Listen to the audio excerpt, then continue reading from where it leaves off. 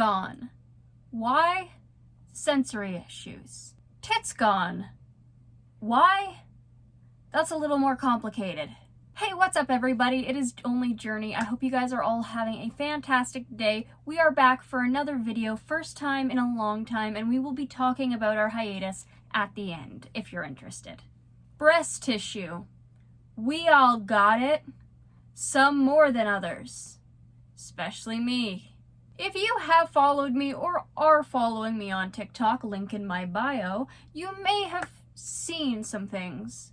Something such as the fact that I had what was called tig old bitties. Some real mommy honker donkers. Bahanagahoos. Some big watermelons. Which has left some people wondering, where'd they go?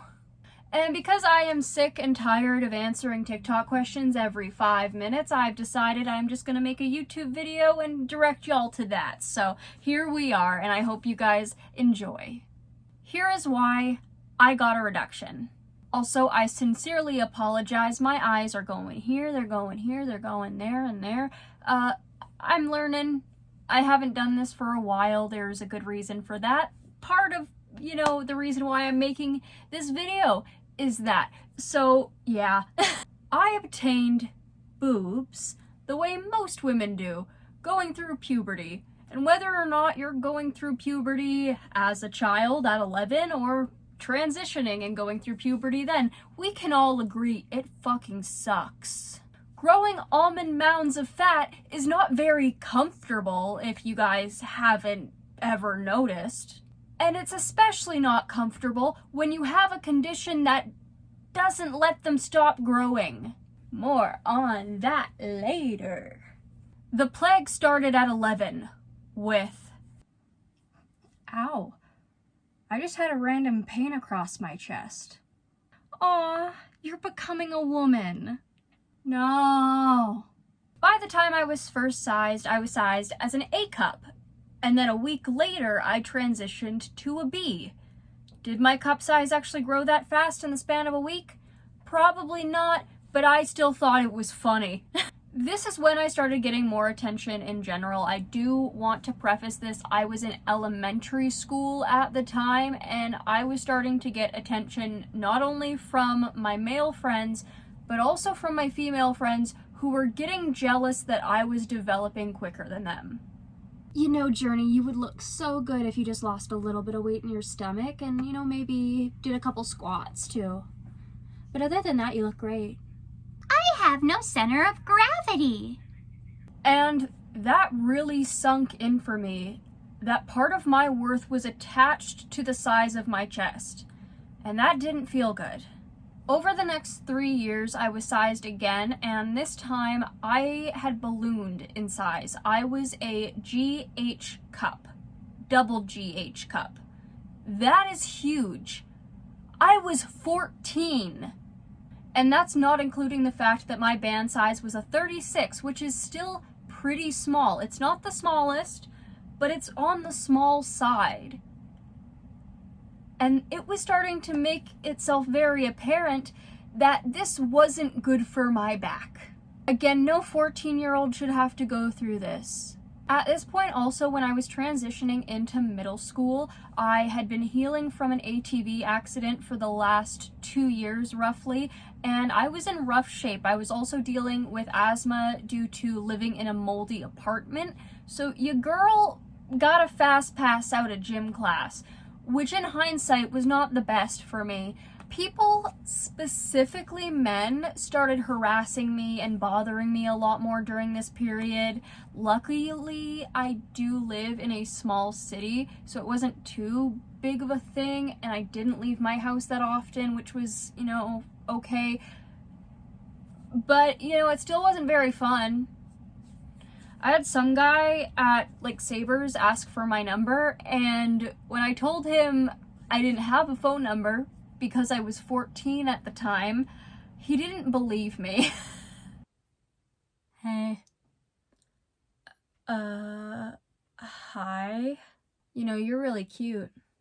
Do you think I could get your number? I don't have one. You don't have one? No. Okay, well, I don't believe you here. Let me write down my number in your notes. Okay. Okay, there you go.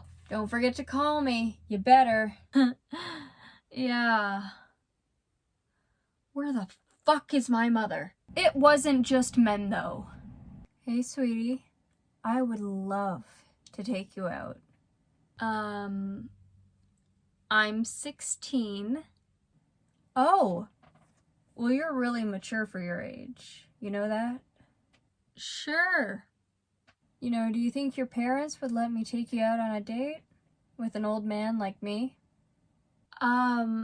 Well, I'm not sure my dad would approve of me going out with a man his age.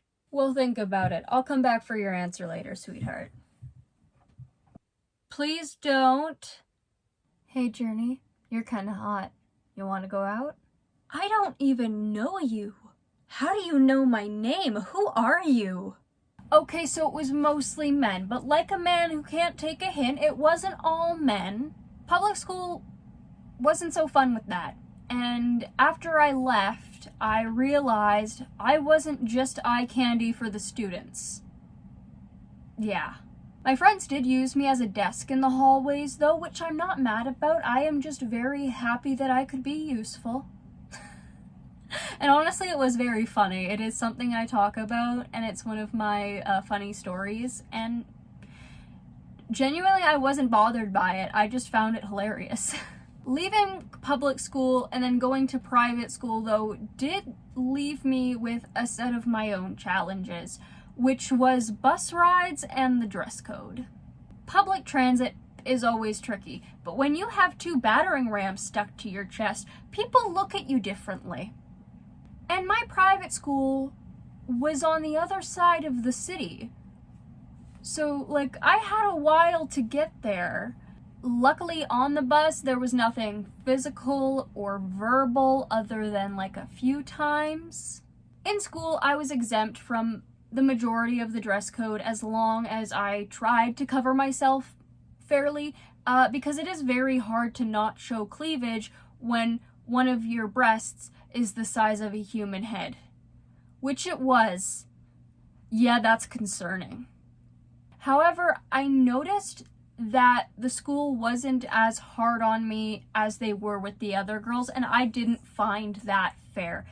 Listen, guys, I know it's hot out, okay? It is. It's sweltering out there, and I understand that some of you want to wear tank tops, but tank tops are against school dress code, okay? And nobody consents to see your shoulders, okay? Nobody wants to see a woman's shoulder. I mean, a person's shoulders. No one wants to see a person's shoulders without consent. You're the teacher. Shouldn't you be setting an example for us? We didn't consent to seeing your fat, pimply shoulders either. Well, 'cause it's too hot for me. Christ, it's the middle of June. How do you think we feel, you inconsiderate whore? No shoulders, no shorts above the knees, no open back, no stomach showing. And I'll give you a quiz. Did they ever enforce these on any of the boys? No, because of course not. They were allowed to take their shirts off in the hallways. And literally all of their shorts were above the knee, but nobody was bitching at them. For those who don't know, Canadian summers can get up to over 100 degrees Fahrenheit. That's hot as balls. So it's a little messed up that the school is telling girls to put on a hoodie when they have this much exposed of an open back. And yes, that did happen. And also the shoulders thing. That was screwy because I wore so many tank tops and they never said anything to me. But if a girl, God forbid, who didn't have massive tits wore a tank top, all of a sudden they were Satan incarnate to these people. So I wrote poems, did my homework, and for 2 years I rallied the student body into giving that school administration a massive fucking headache. Also, we went to the CEO of that school because he worked as the digital arts teacher, and we went to him asking, like, hey, can you change the dress code? Me and my friend were asking him. And he said, well, first of all, that's the principal's job, and second, Some of the girls in your class dress like SKANKs.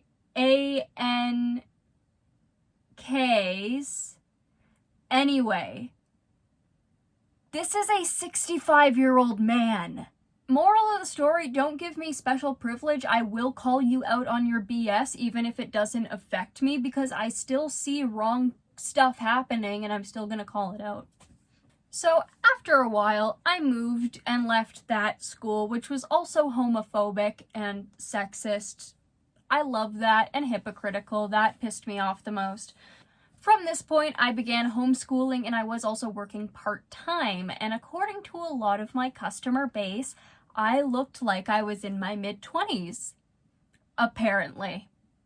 Older men I worked with treated me like a bimbo, which honestly, most of the time, I am perfectly fine with being underestimated. Let me show you that you are wrong. But this still didn't feel good because they were still objectifying me. And again, I was a child. It is very weird when a 16 to 17-year-old girl is having men in their mid-20s to late 70s hitting on them. I also worked for a sexist hippie, which, I mean, I know how that works, but damn. Both at work and literally for most of my schooling outside of elementary school, I was absent a lot, and I was constantly tired. I was having issues with getting oxygen. I had developed asthma, but after I moved out of that old place, I was a lot better. It was just my breast tissue suffocating me. I was often tired and very weak. And I also got fired a few times. Thank you, guys. At 18, I moved to where every British Columbian teenager loves to spend their money, Vancouver. I had always been trying to lose weight, and since I was out on my own, I found this the best time to do so. And I was losing weight. I was beginning to lose weight, but I wasn't losing any weight in my chest like I had hoped. And there was a reason for that. As I was losing weight, my back issues were getting worse. I was getting even more stares at the grocery store, at the corner store, at the smoke shop, at the theater, just walking my dog, at the mall. And when I went to the mall, I got sized again and found out that not only was I not losing weight in my chest, they were getting bigger. They had sized me a double J. And you know what? Yeah, awesome. I had lost weight in my waist. I was a 34 band size this time. Awesome. But you know, if I can't support the weight on the top half of my body, what's the point? I was eye candy at the cost of my spine, my lungs, my limbs, my reason to live, my happiness. And even so, I was on the fence about a reduction until the incident. In spring of 2022, I was hanging out on the set of a TV movie as an extra when I started to realize I couldn't breathe. So I went over to the medical tent. They're freaking out like, oh my god, is it COVID? And I'm like, nah dude, it's just my boobs, I'm sorry. And after about 10 minutes of explaining to two very confused people that I was not dying or contagious and they weren't gonna catch big old biddies, they gave me a shuttle and they sent me straight to my doctor's office, which was so kind of them, and I am every day so incredibly thankful for that. I got a referral and I told my doctor everything, especially the main characteristics of macromastia, which includes stuff like severe back issues, issues with breathing, losing feeling in your chest, extremely big bust, obviously, and things like excessive exhaustion, which was not helped by the narcissist I was living with. But, you know, that's a story for maybe next week. Might be 2 months from now. That's a very long story.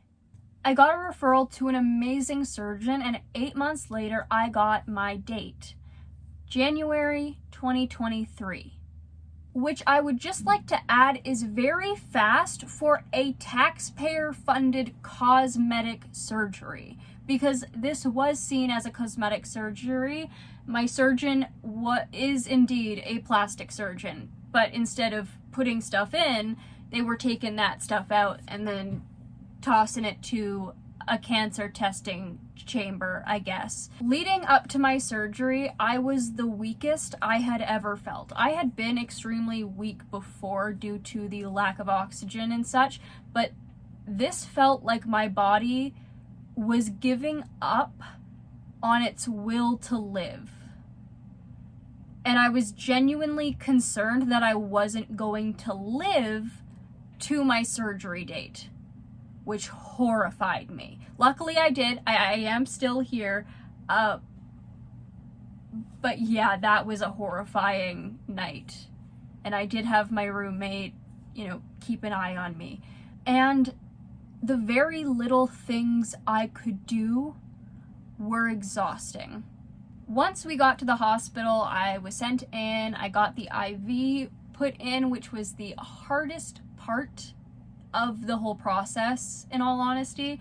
I do not like needles, and when that shit was going in, I was gonna pass out. That was not fun. No thank you. Be gone. Luckily, I was drugged to Solvent Garden back because I did not feel a thing when they were pulling it out, so thank goodness. Prior to surgery, we found out something very fun about what excessive breast tissue can do. While my surgeon was drawing on the cut marks on my body to where he was going to cut and then stitch up the tissue, he was getting rather frustrated with me that I was unable to stand up straight. And then he got very concerned when he realized that was the straightest I could stand. Did you know that boobs can give scoliosis? 'Cause I fucking didn't. You couldn't have chilled instead of making my spine the letter C? On my way to the OR was kind of nerve-wracking, and it was also really cool. I don't remember too much of it other than they wheeled me in because I was too nervous with the IV in my hand. So they wheeled me in, I got in there, they gave me a really comfortable hospital blanket. I have hundreds of those because my parents did work in hospitals. And I just got very comfy, and it was very cold, a very cold room, but everyone was really nice, and then he was talking about what was going to happen, and then they put the oxygen mask over me and told me to count down from 100, and I got to 97, and then I was out. The surgery overall, I think, took around 4 hours and a half, roughly, I think they told me. And the moment I woke up, I felt normal for the first time. I could take a deep breath for the first time in almost 10 years, which was amazing because I took that for granted back then as a kid, which honestly, I wouldn't expect my child self to appreciate being able to actually breathe, but I really do. Because I remember how hard it was for me to breathe just 2 years ago. My peak flow was nearly 100 points higher than it had been, and most of all, I wasn't being crushed to death anymore. My surgeon came to speak with me after my surgery, and he was very kind and just so validating. When I told him I had been having trouble exercising, he looked at me and said, "Journey, I'm frankly surprised that you take care of yourself as well as you do." Which, holy crap, man, because I thought I was being lazy. But yeah, giant balls on your body, that ain't gonna help you do much. But at the time, I didn't see that. I just thought I was being lazy and that I wasn't doing anything and that I was worthless. But he took the time to reassure me that I wasn't, and that he was surprised that I was doing so well with what I had. he also informed me that they removed almost 5 pounds of fat from my body. Keep in mind, they were only touching my chest. They weren't doing any of the liposuction on the sides that you can get or any of that. And also, my girls had curved my spine into the letter C because one of them was half a pound heavier than the other. You're a bitch. I spent almost 2 whole years recovering. This January it will be 2 years. And I am the happiest I have ever been. Like, believe me. I can move and work out and keep my balance. I have a much better attendance at work. I am able to work harder without getting exhausted. I really took my energy for granted 10 years ago, but again, I was a kid. I can fit into my big and loose t-shirts without looking like I'm wearing a tent, which is a bonus. Not overall the reason I got a reduction, but I am still very happy with that because I did look like a tent. I looked like a family house of 3, or a family house for 3. Yes.